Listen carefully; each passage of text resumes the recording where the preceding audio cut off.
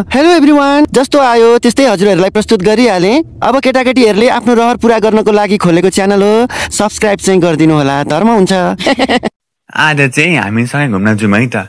हामी चाहिँ कहाँ हिँडेको भन्ने कुरा मलाई पनि थाहा छैन। हाम्रो चाहिँ अनप्लान्ड हो, तर कहाँ पुगिन्छ हेरौँ है त। हामी चाहिँ फेरि ग्याङै हिँडेका छौँ क्या। हामी प्रायः हिँड्दाखेरि त्यसरी ग्याङै हिँड्छौँ। ग्याङसँग हिँड्दाखेरि मजा हुन्छ नि त। हाम्रो चाहिँ कहाँ जाने के गर्ने भन्ने कुराको केही पनि डिसिजन भएको थिएन।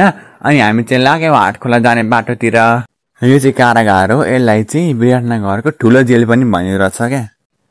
यताको बाटो चाहिँ अलिअलि बिग्रेको पनि रहेछ, त्यही पनि हामी आइसक्यौँ। अब चाहिँ कहाँ चाहिँ पुग्छौँ त, हामीलाई पनि थाहा छैन कहाँ चाहिँ पुग्छौँ त भन्ने भएको छ, तर कहाँ पुग्छौँ हेरौँ।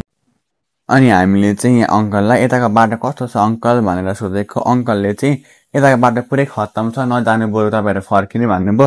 अनि हामी चाहिँ के गर्ने भयो क्या। अनि म चाहिँ यसो बाटो कस्तो रहेछ भनेर निस्केर हेर्दै थिएँ, तर बाटो चाहिँ पुरै धुलो खत्तमै भएको रहेछ। अनि त्यसैले हामी चाहिँ उता अगाडि गइनौँ। अनि हाम्रो आजको दिन त्यस्तै हावाको तालमै बित्यो।